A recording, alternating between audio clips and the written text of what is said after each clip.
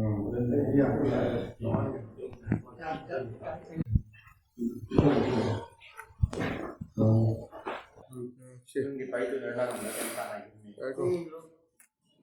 Manipur Bank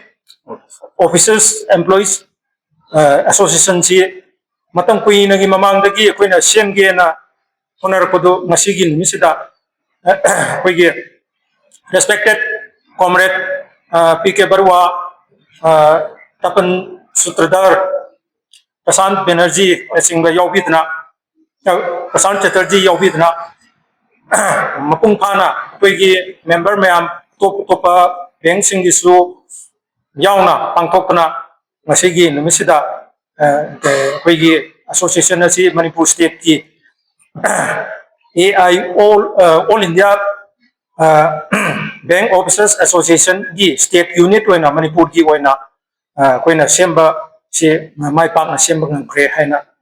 haijari ngasi semin adugi beng thau pu basi punna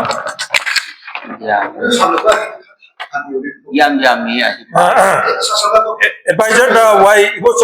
Punjab National Bank ki adagi gangmai luangjo kabui adagi Yangkhom Radhyasham Singh adagi Vice President da Isamak Marantham Balesur Singh adagi Vice President Longjam Biswas Meitai adagi Kanengam Sarto Raju Tiam the General Secretary da SN Puto adagi Deputy Secretary da Max Asung Bomai Lakishan Sagalung Pamay Treasurer da Sarwin Bara adagi Joint Treasurer da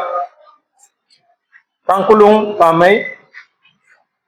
Pampuinat Michael adagi Ngoro Besung Mayon Women Committee su yaudi convener Bala Thongam Garela Marchang PS Ramreshon Pikela Songjombam sisi koi khan ki begal loina na koina ngasi gi numisidagi koi gi committee si ke loina na koina jiki All Manipur Bank Officers Association nasi ningtina pangtokna Manipur le riba koi bank employees singi yaitana ba amati public ki yaitana ba waina thabak asi tawkani haina koina kenada